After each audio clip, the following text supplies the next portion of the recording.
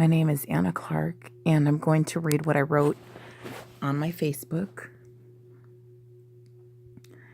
And at this time, or whatever time you find this video, perhaps the Lord is moving you forward in the visions or dreams that He has given to you, the inspirations in the projects and assignments that He's given to you.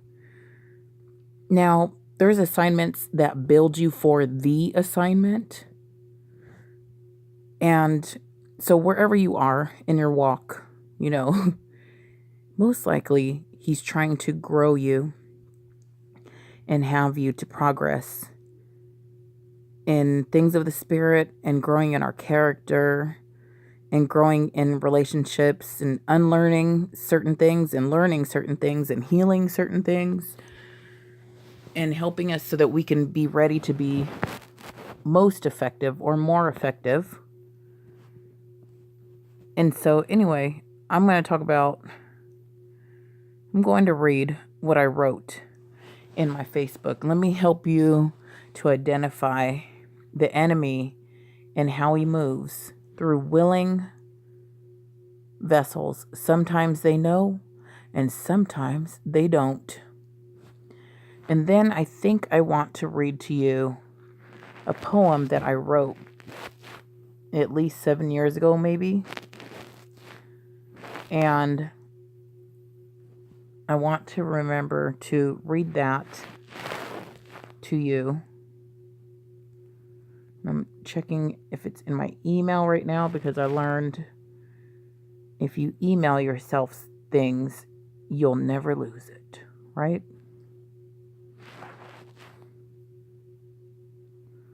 And so right now, 1 second, I'm going to pull this up. And where is it? I think I called this poem Sidetrackers. I think I even literally copyrighted and published these years ago. I'm going to find this. Oh my gosh. It's called They Were Sent. Okay. So first I'm going to read you something. Talking about the way the enemy moves when you're in progress, when God's giving you victory, when you're about to get the big win, or you're about to get into the place you've been longing to get into, you've been working for. Okay, so anyway, if I was the enemy, I would do some of these things. Let's read what I wrote on www.facebook.com/Apostle Anna Clark. Again, my name is Anna Clark, ANNACLARK. So you can find me on Facebook. Hopefully the links are under this video. If not, go back to my main page and find a video, and under it I should have the links to my Facebook. Friend request me and inbox me any prayer requests. If you need any prophetic counsel, that means I can listen. I can be that ear to listen and then also tell you what the Lord is saying for you. And so, all right, so here we go. So I wrote something. I said, you close one door on the enemy and it tries to formulate plans and come back. The same spirit, pretty much different face. In this time of progress for what you prepped for and what he prepped you for, it's not the time to lose focus. This is about loyalty to Jesus and what he sent you for, whatever the mission is.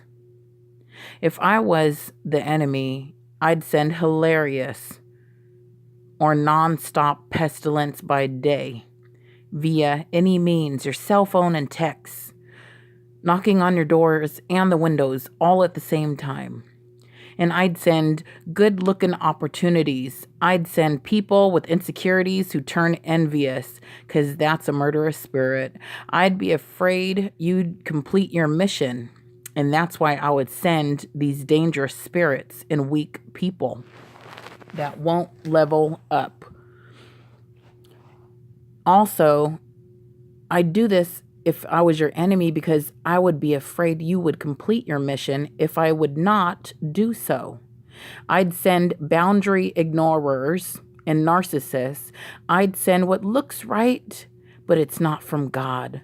All while you dismiss who is right for you but may not know your God. I'd send lots of married counterfeits as well, and believers still unslayed in the beast mindset and natural mind, always trying to use logic and missing the Spirit of God and not understanding how to move by faith on His word and by obedience. I would send my best modern day Pharisee. Can't get enough. See, because I got to abort your mission, right? So if I was your enemy, do you know that I can talk about God with people in a believer? Like a believer can talk about God all day, calling you all day, all ding dong day long, when God's not sending them to even talk about Him.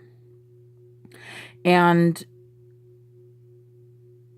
so that will cause you to waste your time and squander your true production time. And I would send people to bother you because they're so full of themselves repeatedly that you could not do your mission. And then I'll make you feel guilty because you don't answer them because you're a yes man. So see, anyway, God knows when you need to talk, and He knows when He doesn't want you to talk, and He knows when He wants you to go away by yourself. Jesus escaped people sometimes and went away. Let me tell you how you get up higher. You have to go away. Because He's going to always do this to ask for a sacrifice from you. Do you need their attention? Do you always need their love right now? I mean, I know it can be like, wow, this is not easy, but you have to do this process if you really want to do what God sent you to do. Depending on your mission and call, it may require a lot of sacrifice. Now, you don't just go get a sheep and put it on an altar or something. No, you just follow the steps the Lord gives to you. We're not doing anything religious. We're following the steps He gives to you. But if I was your enemy, I would send you so many distractions on many levels. And as long as you're not slayed enough in your emotions and self-life by Jesus and your growth in Him, then I know that I'd get you real easy. Like I can get your ankle and trip you up so that you can't truly go forward. Man, you ever seen somebody get their ankle grabbed and all they can do is go in a circle? My goodness. So anyway, God knows what you need to do. And sometimes He wants us to talk. Sometimes He doesn't. I'm asking you, why do you feel obligated? So I want you to look at, why do you feel obligated? Are you enabling anybody to be codependent?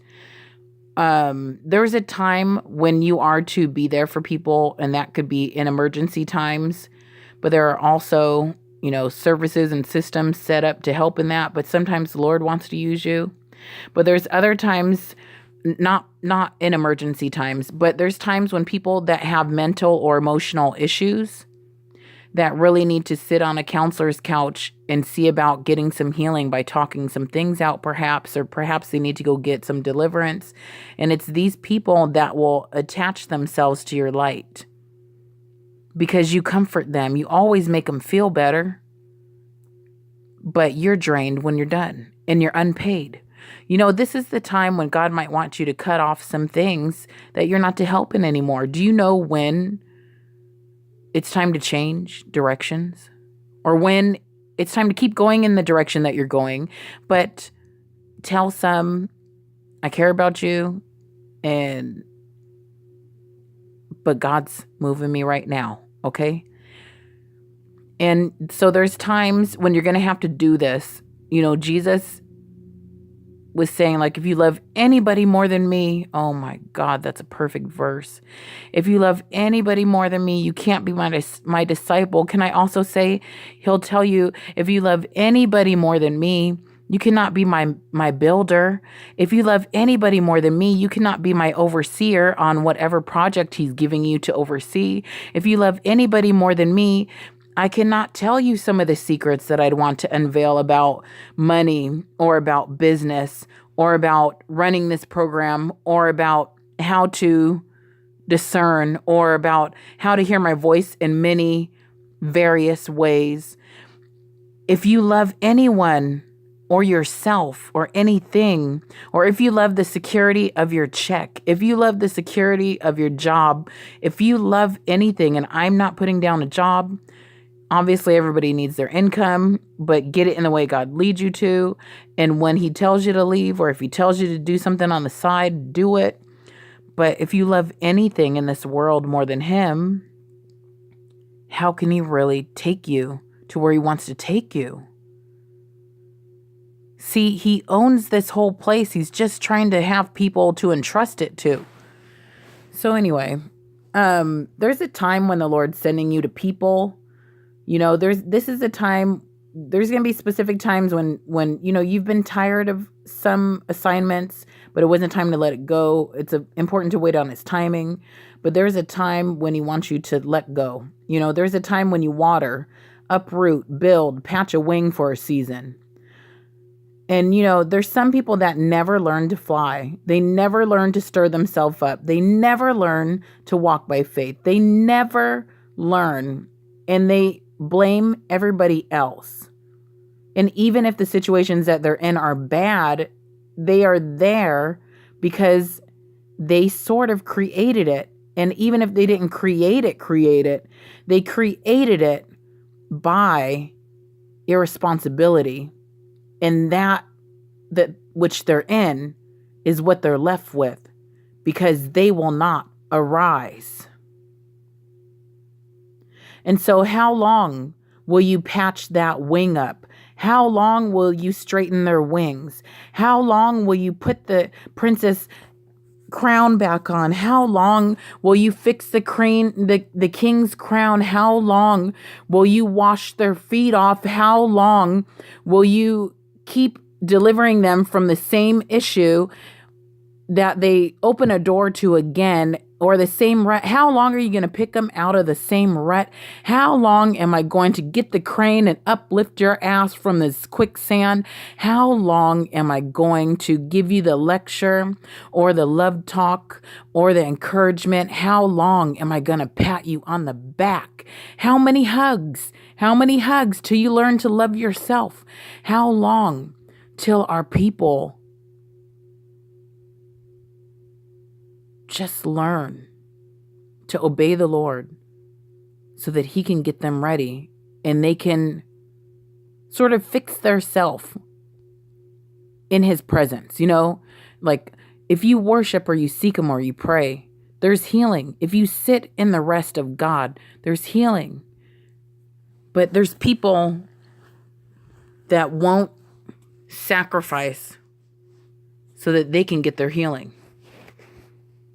They will not sacrifice, like maybe God's saying to give up this or give up that or obey me in this one area, or, so they keep coming into the same symptoms. But anyway, how long are we going to help them? There is a time for everything. There's a time to engage and embrace, and there's a time to refrain. The sons of Issachar knew the timing and the seasons. Do you know what time it is? So if you feel like you're in a season of going forward, I want you to reassess who's by you and what is your contribution to them and what is their contribution to you. And is it unequally yoked? Does it feel like it's draining and lopsided on one side and drained on the other? Or does it feel like you're giving out so much, but you're not getting nothing back? There's a time when God wants to pay you for all that you've done in the kingdom. There's a time when God wants the takers to stop taking, but to give. There's a time when you stop picking people up by the back of their shirt and you placing them on their feet like little dingly dolly legs, and you're standing them up and they're all wobbly. And there's a time when you let them fall if they're going to fall on purpose. There's a time for you to get paid, and there's a time for you to help for free. There is a time for you to apprehend your destiny or to work really hard and not waste any more time. There's a time when God stops hiding you and he sends you out. Holy Spirit, God's going to send some people into community to do more things. Anyway, so I want you to pray. If you have the gift of mercy or you have a helps gift, in some way you help people all the time, pray so that the enemy does not come in through your ignorance or, lack of discernment, even though you have a heart that wants to help. And don't let him squander your time, and don't let him steal your crown by people that will waste your time, because they are not going to go forward and have the self-discipline. And you can't hang out 5 more years, 10 more years, 20 more years. You cannot hang out. I can't hang out and hopscotch with you. I'm a grandmother. Of course, a mother. I have children that I have not physically birthed. I have children that are older than me. I have children, spiritual children that are older than me. I have different responsibilities. I have different opportunities that I must pursue by my ordered steps given from the Lord. I died and met Jesus Christ. Like, I have no business just wasting my life. Don't you know people that died and met the Lord, they come back and they're not really the same. And he will require something from them. Many of them will be apostles. And if you have a call, can I tell you that people that knew you from the past or your family or whatever, they may think that you're always that person from back then. But God's using you and changing you, and he's making you into a vessel that he can send into society to do a mission. So can you tap somebody if you need to, or text them or call them and just say, hey, if I have to leave for a time, I'm going to be with the Lord to do what he wants me to do. So don't take it personally. But when he says to talk, I will talk. And when he says to show up, I'll be there. But I love you. And some people, you need to be very firm like that, because we're in a crucial time. And I don't care how long I've known anybody, if you're blood or not, I guarantee you, I will do what he sent me back from death to do. Oh, one way or the other, it's about to be done. Overcoming every attack against my life. And the enemy has tried to kill me time and time again. And I don't put any of my business on anybody. I don't tell people everything I walk through. I just take it and I help the ones that are coming up in the Lord, because I'm focused on him. So you might have to tell somebody, don't take it personal, but I'm focused, because this is where you're going to really decide who you're serving. Are you going to move by obligation and guilt trips? Love is not letting people get codependent when the Lord is calling you away. Love is not comforting when the Lord is calling you away. Jesus couldn't hug everybody at the same time that the Father was having him to escape and go away. So don't feel guilty if you have to go with the Lord. Be very mission-minded. I have a poem and it's called it's called They Were Sent. And I think it might be too long for me to upload in this one video. So I'm going to record that. My name is Anna Clark, www.facebook.com/Apostle Anna Clark. My name is spelled ANNACLARK. Check out my links. If this has blessed you or you feel led, send a love gift Nothing's too small or too big. If you need to connect, please connect. If you need direction for your life, confirmation, is this the right person, this or that, contact me.